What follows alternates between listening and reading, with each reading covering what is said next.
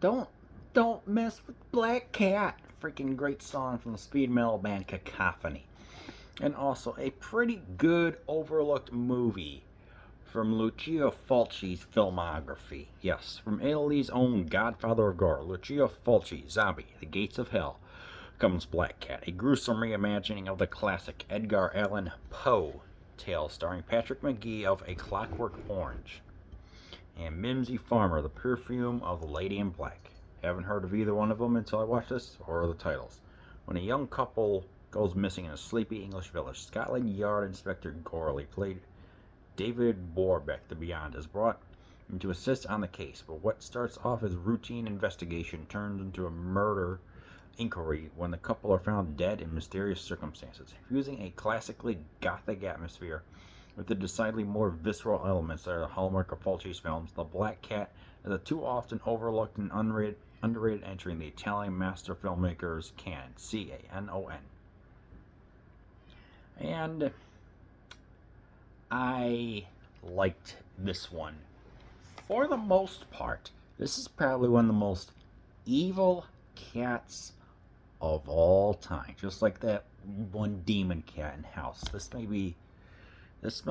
cat will just not, is just possessed to kill. So, what is this movie like? It's mostly style with a little bit of substance, but overall, I would say that this one's just more.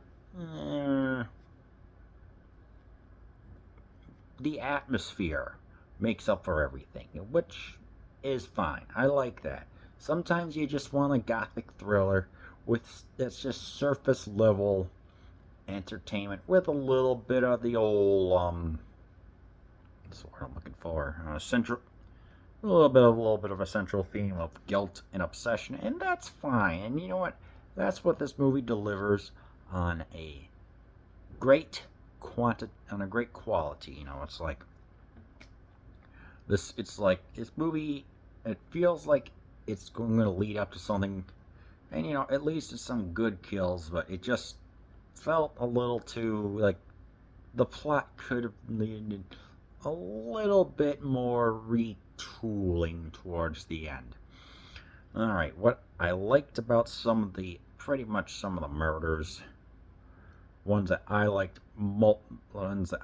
were, there was this guy who was staggering from a bar, blindingly, well, to quote the British, pissed drunk. And, he's being chased. He's like wandering through this rather eerie corridor at night until the cat starts to follow him. And this cat will not give up. This guy gets terrified because there's something about this rabid cat. And it's like, what is going on? So it's like they eventually give chase, through a back alley.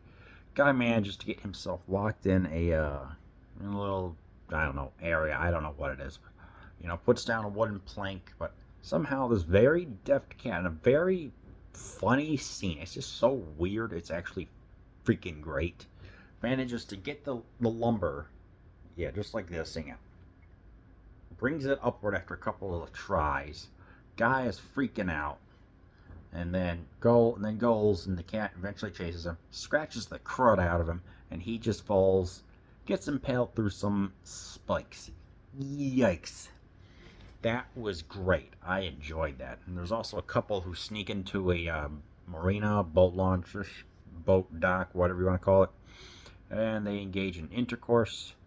The key that they use, it's gone. It's absconded. By who?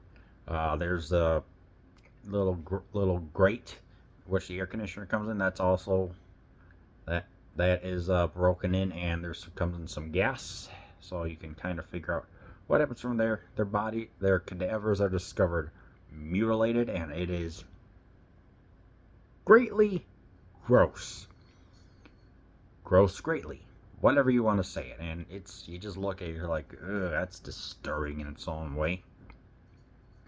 And of course, the cat with those extremely yellow eyes is the one that's just causing the problems. It does not matter what time a cat can be up. A cat can be up at 12:30 a.m., crepuscular, or relating to twilight, late night, whatever you want to call it. A cat Q, yes, named after the James Bond character, or Kilala as we call her, will go about and just be adept at anything. And this cat is the cat in the movie is just so great, truly the star of the show, and also the performance from Patrick McGee, I think his name is. He is very great. You know, he's delightfully evil. He's got the eyes, the eyebrows, which are just so phenomenal. And the other person, who is that? Mimsy Farmer is pretty good. She's fine, you know, discovering like what's going on, being a photographer. Then eventually becomes the damsel in distress. Whatever. That's kind of the way how it goes. But it's like no gratuitous nudity with her, which I liked. Instead here, one thing I noticed is that we get the close-up of a lot of eyes. I'm like, okay, so we get a close-up of McGee's eyes. We get to actually see his eyebrows. You know, they look frayed, as to say that he himself is almost possessed. And we get a close-up of the cat's eyes that are just demonic yellow. You can truly see that it's like there's so many scenes of them just the eyes in film are of course used to connote and also express the most extreme emotions all over the scene, all over. It's like anger, happiness, surprised, sad, everything like that. It's that and the smile, but here the close-ups are so great, and even when the cat is there, it's just like, yeah, this is a demonic cat.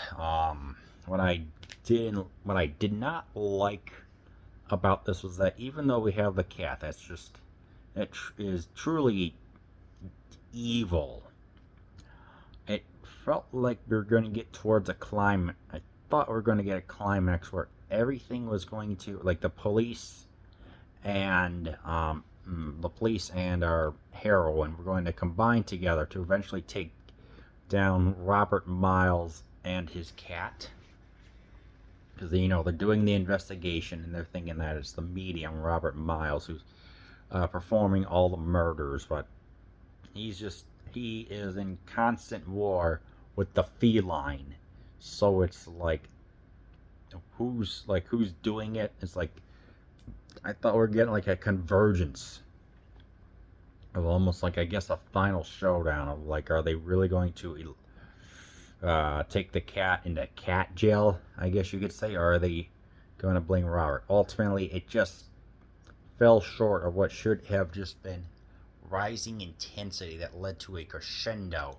But we get for me, when we get about roughly 2/3 of the way through the film, it's just like, okay, they're just doing some investigation and stuff. It just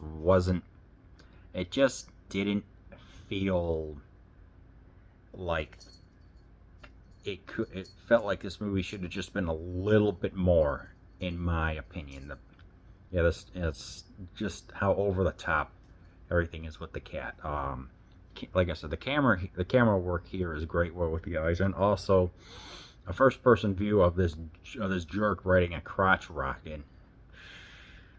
Just hate that crap. Just when it goes so fast, and you know, it twists and turns. Eventually, gets stopped by a cop, and it's like, hey, do you know how fast you were going? And it's just, yeah, it's like, is that how you always greet people here? Only those who are going so fast. Turns out he's a member of Scotland Yard. I like that. I like the chase scene with the guy that was drunk, and also one or two of the other billings that happened. So I have to give it credit. The blood here looks great. The camera work is great, but it just needed a crescendo, and ultimately that really did hamper it, because when we get to the last 20 minutes, it just felt flat. So yeah. This was done. Fulci has stated that this was done as a favor for a producer, and yeah, you could feel this movie was made with effort, but it was just done just to like please someone. And also, one of the actresses, I think, was almost killed during one scene. I forgot what the exact info was, but yeah, just because of how physically demanding it felt like this movie was. So yeah, Ultimately, with the Black Cat, you're going to get some fun out of it, but again, your mileage may vary on this. You may like this, you may dislike this, you may intensely hate it, or you may say like, hey, this is freaking great, a little silly, but ultimately, I think you will get enjoyment from watching The Black Cat.